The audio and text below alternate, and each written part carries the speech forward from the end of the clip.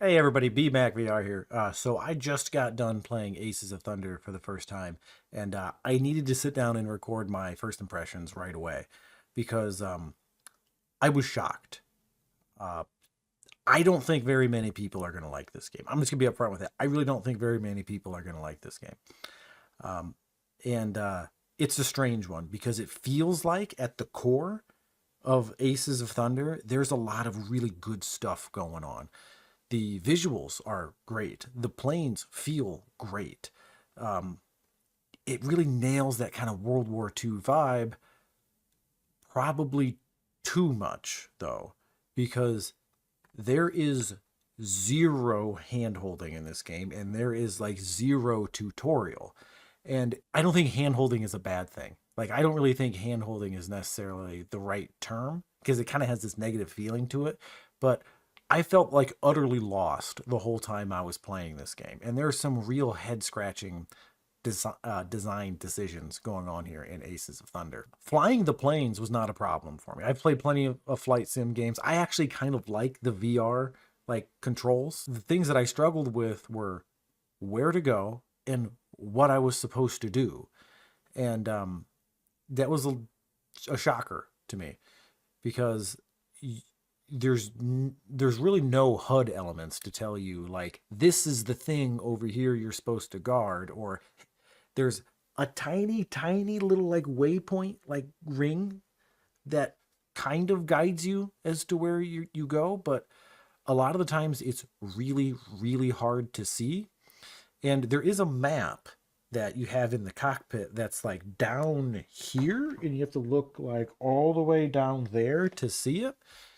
Took me a while to figure that out, and that map does help, but it only kind of helps so much.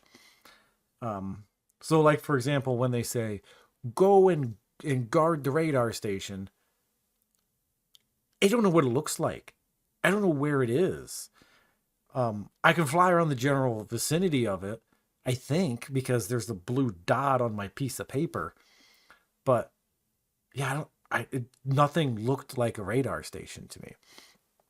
So there's not a lot of direction for the player, and that's I think definitely a problem in this case. And I think a lot of people will just feel like there isn't even a learning curve, that it's just a learning cliff, like it's a straight up cliff.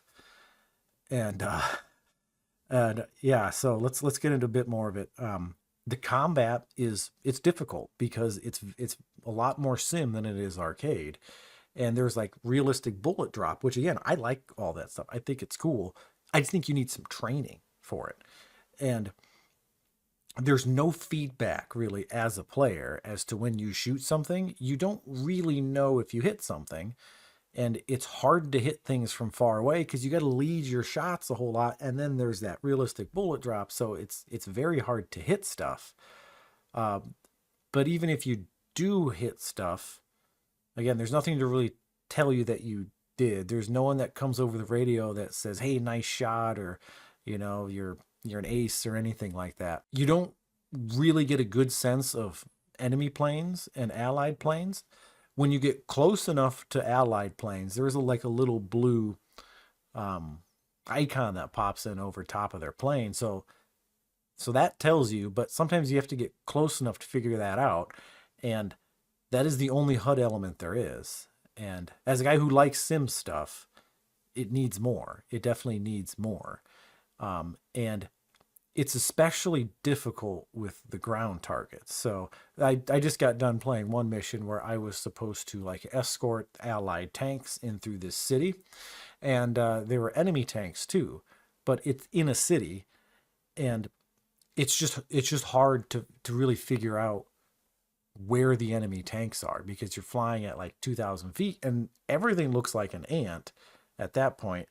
And again, yeah, I'm not quite sure if that's an allied tank or I'm not quite sure if that's an enemy tank. And then you do try to line up and shoot down the street and you come back this way, and then because it has much more sim controls and that bullet drop, it's hard to hit something. So then you go up high to try to get an angle on it to see, and then you look back and you're like, where'd they go?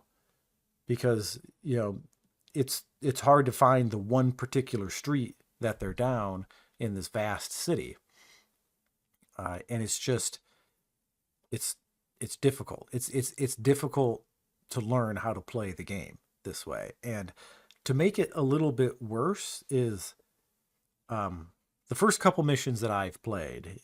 I don't know if I've actually needed to do anything at all to win the mission. Because the first few times I just kind of flew around a little lost. And then eventually the mission just fades to black.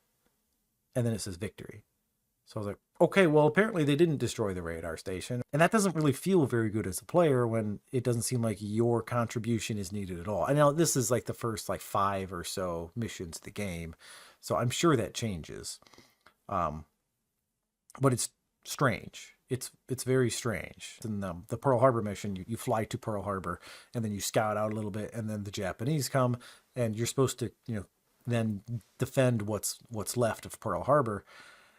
And I don't think I landed a single shot on a single Japanese plane because it's hard because they're flying around every different direction, and then you're trying to line up, all your shots and stuff. And I don't think I took a single plane out. And then in the middle of combat, it just fades to black and says victory. Um, so yeah, definitely feeling a little bit lost. There's really no explanation on the weapons themselves. Like if I'm dropping a bomb, do I need to be on top? Does the bomb fly forward? If it's a torpedo bomb, does it go under the water and then continue to, go towards my target? So yeah, not really sure. And then there are some control issues with the weapons. It's like on your your controller here, it's like a 2-stage trigger when you're shooting. So if you pull it just a little bit, that's when the machine guns fire. If you pull a bit more, the cannons fire. But I don't know where that breakpoint is. And I don't know why it's why it's a 2-stage trigger, because let me just use the other trigger on the controller, please, or let me use, a different button, because it's hard to find that point where it switches to the other weapon. A lot of people won't like it. A lot of people will not have the patience to just figure it out on their own. And it's going to frustrate people for sure. Maybe you like it. I'm a guy who likes sim stuff, and I'm struggling with it. I'm going to keep at it though, because I feel like in time, when I do learn this stuff, it'll be worth it, because I think the game has the potential to be really good. But yeah, I guess that's it. I'm going to end the video there. I'm going to keep rambling on. Sorry if I don't have a whole lot of B-roll in here to show you any of this stuff, but I just wanted to get this message out to you as quickly as I could. So thanks for watching. If you appreciate, stuff like this, this just honest opinions, no hype, just letting you know how it really is. Let me know in the comments down below, and consider subscribing. But thanks, and we'll catch you next time.